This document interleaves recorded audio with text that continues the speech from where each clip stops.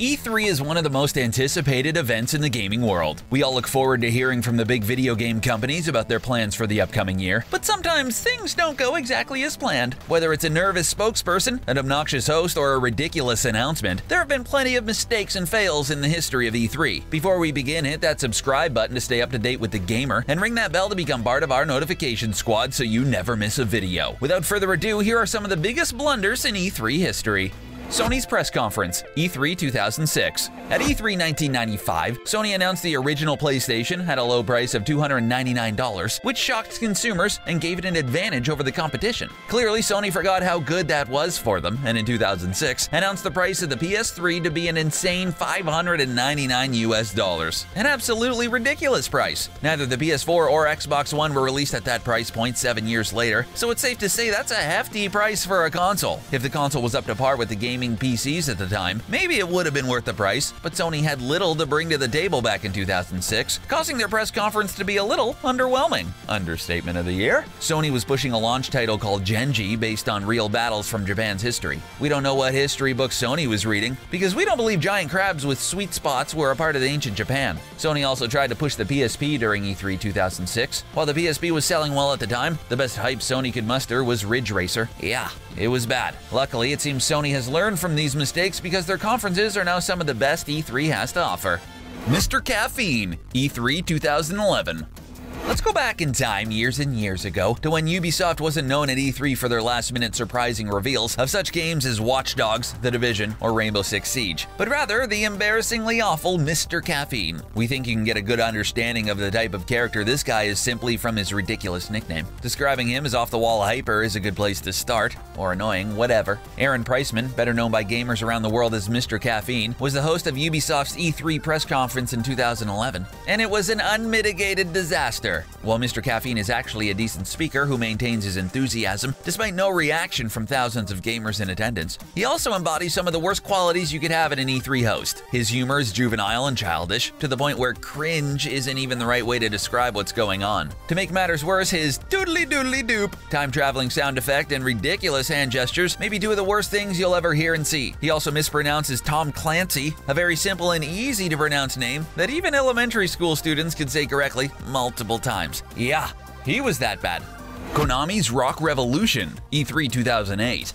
Konami is responsible for being pioneers in the music game genre, with the classic arcade hit Dance Dance Revolution, but the genre didn't reach mainstream success until the release of Guitar Hero in 2005. Konami tried to make the music genre a three-horse race as they attempted to compete with the likes of Rock Band and Guitar Hero at E3 2008. Sadly, it turns out Konami created a complete flop in the form of Rock Revolution. To make matters worse, the presenters on stage playing the game actually failed the song. With the boring posture of the guitarist and the drummer trying not to die of laughter the entire time, the demonstration was just destined for failure. The presenters were booed off stage virtually. That may have been one of the most awkward situations of all time. Anyway, watching such an awful performance from the so-called experts who developed the game must have tempted a lot of gamers in the attendance to raise their voices in disgust.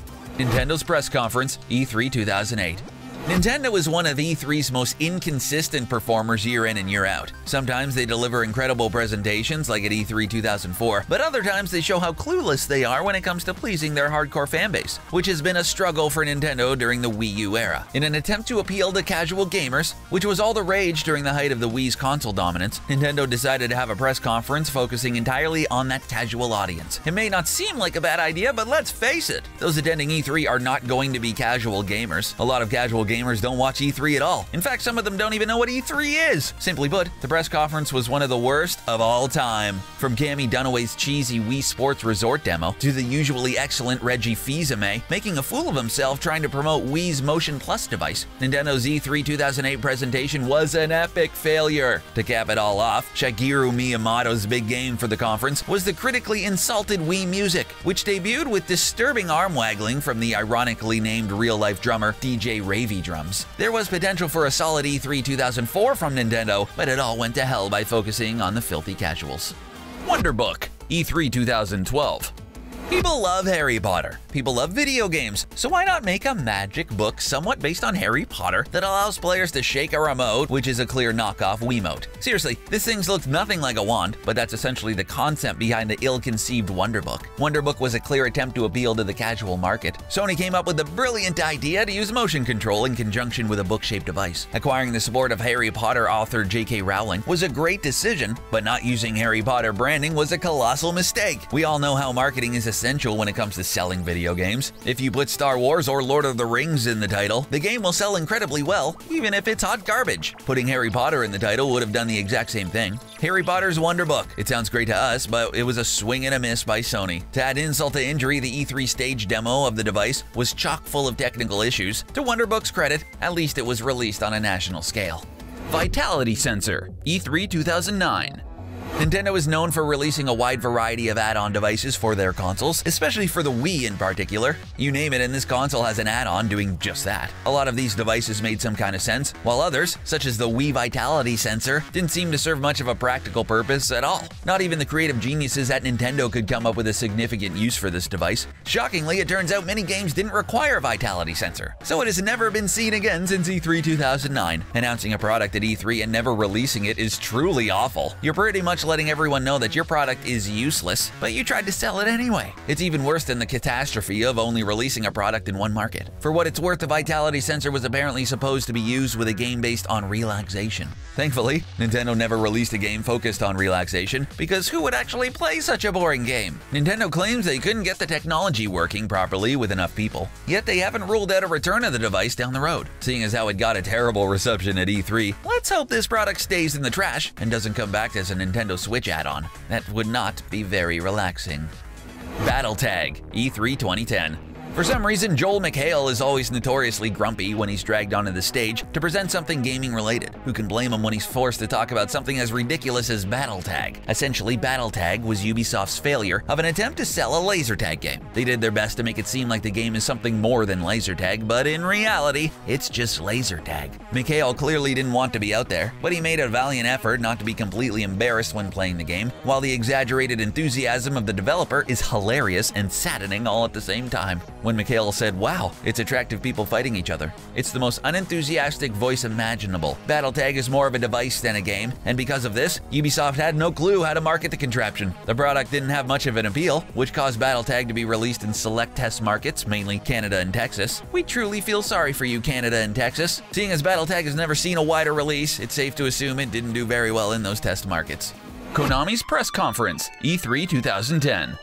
In 2015, Konami was all over the gaming news for firing one of the greatest video game developers of this generation, Hideo Kojima, and for the cancellation of PT Silent Hills. With that terrible decisions in mind, it also comes no surprise Konami has a history of embarrassing themselves in public. And one of the most embarrassing moments came at E3 2010. Almost everything Konami presented flopped with the audience, and their execution is to blame. It's all about presentation, folks. The conference included a confusing reveal for the mediocre Never Dead, where a trio of professional wrestlers and Japanese developers struggled to speak English. Why they couldn't get native English speakers is an absolute mystery. Who could also forget the one speaker who kept motioning to the audience for them to applaud? That's not how it works. That being said, one of the few English speakers did spend a lot of time staring at the back of his fellow presenter's head with incredible amounts of determination. So Konami may have made the right decision after all. Konami's E3 2010 conference was so bad, they haven't really had a presence at the show since. The once proud gaming company has been in decline for years, and the events from a few years ago have certainly sped up the process. Signs of Konami having no idea what their fans want go back as far as 7 years ago at E3 2010.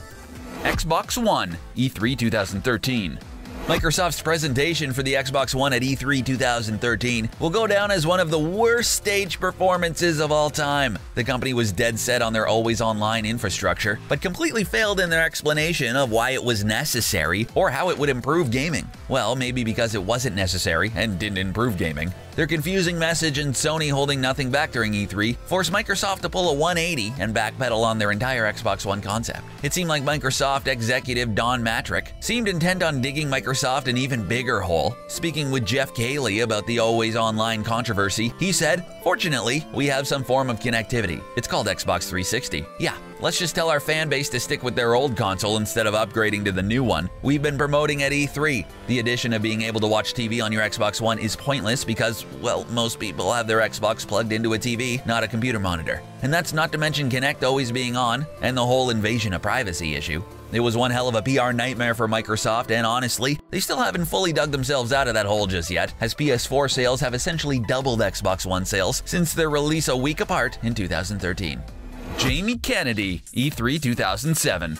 If you didn't already have plenty of reasons to dislike Jamie Kennedy, he gave everyone another reason at E3 2007. As the host of Activision's conference, the actor and comedian gave what is arguably the worst guest host performance in the history of an event. That is pretty sad considering how awful some E3 hosts have been. Jamie Kennedy begins with insulting the audience for being gamers, with those stereotypical low-hanging fruit jokes. That's a great way to get the audience on your side. He also attempted to ridicule the presenters by making an obvious joke about the company Neversoft.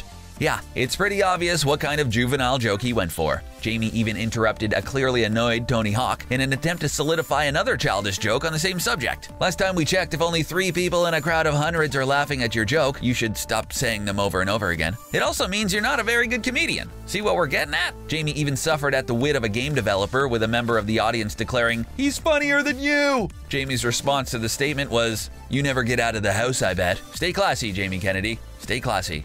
Well, there you have it. Some of these fails were downright embarrassing. Do you know of any of E3 fails we may have missed? What do you think is the biggest E3 fail of all time? Let us know in the comment section below. Also, if you haven't already, subscribe to TheGamer to keep up to date with all things gaming. Subscribe right now! Thanks for watching!